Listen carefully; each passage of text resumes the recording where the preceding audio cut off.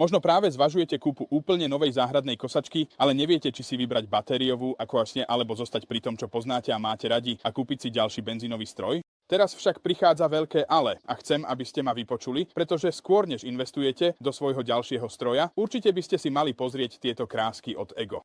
Volám sa Josh. Pozeráš seriál Machinery Nation. Poďme na to. Testované od Machinery Nation. Keďže je na trhu toľko konkurencie a veľa značiek vstupuje do sveta batériových strojov, môže byť trochu mätúce rozhodnúť sa, čo by mala byť vaša ďalšia kúpa. My sme boli predajcami záhradnej techniky viac ako 12 rokov a pracovali sme s množstvom popredných značiek na trhu vrátane Ego. Takže si myslím, že vieme, o čom hovoríme. A za mnou mám dva z najnovších a najlepších traktorov na trávu od Ego. Dve veľmi podobné stroje, ale veľmi odlišné v spôsobe, akým pracujú. A v dnešnom videu vám ukážeme výhody každého stroja. Budeme kosiť vysokú trávu, budeme kosiť krátku trávu. Budeme vyhadzovať bokom a dokonca aj mulčovať, aby sme zistili, ktorý stroj by mohol najlepšie vyhovovať vašim potrebám. Takže ako prvú tu máme možnosť bočného vyhadzovania a mulčovania od Ego. Skôr než sa pozrieme na zberací stroj, poďme si vyskúšať tento. Model TR421 je novinkou pre rok 2024.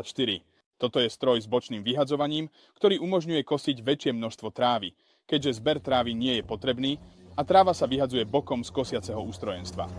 Tento konkrétny model má širšie kosiace ústrojenstvo ako zberacia verzia, a to s pracovnou šírkou 42 palcov, alebo 107 cm. Dva bezuhlíkové motory na kosenie bez remeňov poskytujú výkon ekvivalentný. 22 koňom v benzínovej kosačke, ale bez hluku, starostí a výfukových plynov. Ako pri všetkých produktoch Ego, batérie sú plne kompatibilné v celom sortimente náradia. Takže od kosačky cez plotostrih až po vysokotlakový čistič môžete rýchlo vymeniť zdroj energie medzi jednotlivými nástrojmi. Pohodlie je kľúčové pri oboch týchto modeloch. Štandardne sú vybavené LCD ovládacím displejom, nastaviteľným sedadlom s vysokým operadlom a predným nárazníkom na ochranu podvozku pred náhodným poškodením. A rovnako ako pri benzínových strojoch, aj tu je k dispozícii hydrostatický pedál, ktorým si môžete regulovať rýchlosť jazdy. Jednoducho si na páke zvoľte smer jazdy a stlačte pedál. Čím viac ho stlačíte, tým rýchlejšie pôjdete. Keď nohu z pedálu zložíte, vrátite sa do neutrálnej polohy. A teraz tu máme zberač. Toto je model TR3081EB, ktorý je veľmi podobný výkonom aj špecifikáciou bočnému vyhadzovaniu. Numany, ale ide o variant Ego so zberom trávy. Tento model ponúka efektívny a výkonný zber trávy do veľkého 300-litrového zberného koša, umiestneného vzadu na stroji. Rovnako ako pri modeli TR4201E môžete meniť režim jazdy, rýchlosť jazdy aj rýchlosť otáčania nožov priamo z LCD obrazovky. Toto je obzvlášť užitočná funkcia pri jazde v stiesnených priestoroch, kde možno budete chcieť znížiť citlivosť pohonu. Pri oboch modeloch môžete udržiavať žacie ústrojenstvo čisté pomocou praktickej trysky na umývanie, ktorá je namontovaná na vrchu. Stačí pripojiť hadicu k prípojke, pustiť vodu a spustiť nože. Krúženie vody vo vnútri pomôže účinne odstrániť všetky nečistoty počas celej sezóny. Výšku kosenia na stroji môžete nastaviť od 25 do 100 mm. Medzi tým je 12 nastavení, takže si môžete zvoliť presne tú výšku, ktorú potrebujete. V kombinácii s protišmikovými kolieskami pripevnenými k žaciemu ústrojenstvu, ktoré pomáhajú chrániť pred nárazmi a umožňujú žaciemu ústrojenstvu kopírovať nerovnosti trávnika. Oba stroje si bez problémov poradia s okrajmi aj so zeleninovým záhonom, ktorý tu máme, a oba majú veľmi pekný polomer otáčania. Kosiť trávu s týmito strojmi je naozaj radosť. Dobre, poďme vysypať zberný kôž na trávu a nastaviť ich do mulčovacieho režimu.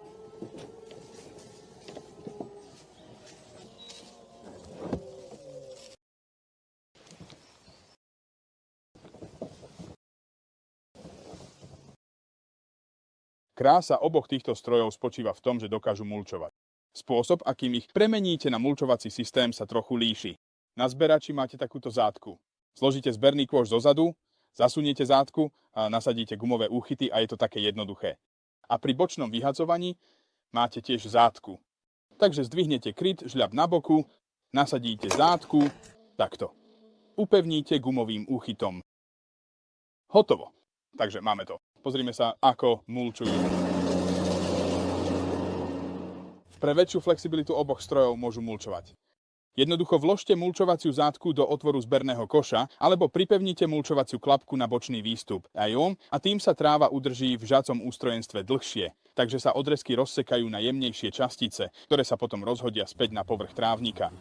Toto je obzvlášť dobrá vlastnosť, pretože zlepšuje pôdu, vytvára prírodné hnojivo a znamená, že nemusíte trávu vyhadzovať na kompost. Ako vidíte, oba stroje odviedli fantastickú prácu na tejto dlhšej, hustej tráve. Dokonca aj jesenné lístie, ktoré opadalo, bolo rozsekané a na trávniku ho takmer nevidno.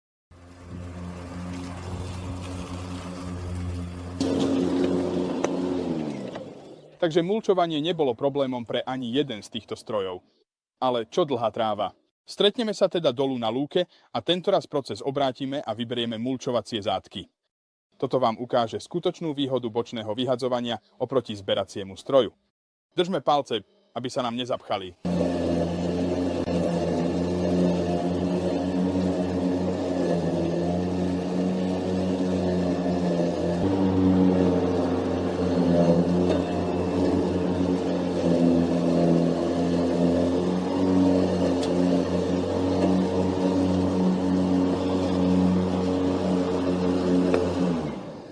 Ak vás toto ešte nepresvedčilo o jeho sile, naozaj neviem, čo by som mal urobiť, aby som zmenil váš názor. Myslím, že je čas vyskúšať zberač. Teraz sme vybrali mulčovaciu zátku. Sme na najvyššej výške. Ideme zapojiť nože. Pravdepodobne sa to upchá, ale ukáže vám to rozdiel medzi bočným vyhadzovaním a traktorom so zberom. Dobre, poďme to naštartovať a tam uvidíme, čo to spraví. Pôjdeme pomaly a opatrne.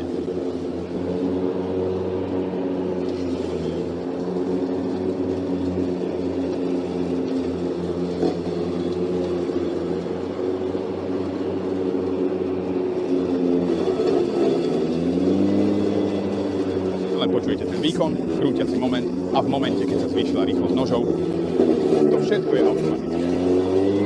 Je to naozaj pôsobivé. Veľa benzínových strojov by toto nedokázalo. Dobre, pôjdeme na koniec radu a uvidíme, čo máme. Len sa pozrite, aké je to mokré. Pozrite sa na vodu na kolesách.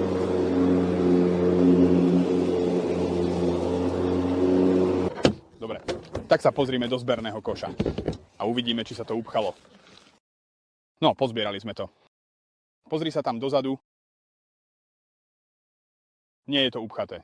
To je mimoriadne pôsobivé. Pretože sa pozri, čo sme kosili. Čo? 30-35 cm trávy? S trochou starej ostrice a ešte k tomu je to mokré. Takže to je neuveriteľne silné. Som naozaj ohromený. Teraz dúfam, že vás toto video presvedčilo, že kosačka Ego by mohla byť ďalším produktom na vašom nákupnom zozname. Jednu vec som zabudol spomenúť, a to je, ako môžete využiť ich Ianipa 56V batériu. Takže keď pokosíte trávnik, no a môžete si vziať vyžinač, fúkač na liste, dokonca s týmito batériami môžete umyť aj auto. Stačí si kúpiť ktorýkoľvek z ich ďalších nástrojov, zasunúť batériu a ste pripravení na prácu. A ak stále váhate, pripravili sme ešte 2 ďalšie videá, ktoré porovnávajú prémiovú benzínovú značku s kosačkami Ego. A určite sa oplatí ich pozrieť, ak to môžem povedať sám za seba. Tieto 2 videá prepojíme na konci tohto videa. Ego pravdepodobne vyrába najkomplexnejší rad akumulátorových traktorov na svete. Majú rad Z6, ovládanie páčkov, volant, 52-palcovú zváranú žaciu jednotku a za nami sú aj 2 záhradné traktory. My v Machinery Nation vám každý týždeň prinášame produktové videá o náradí a strojoch. Dúfame, že sa vám video páčilo. Prosím, prihláste sa na odber, zazvoňte na zvonček, napíšte nám komentár dole a uvidíme sa pri ďalšom videu. Majte sa pekne.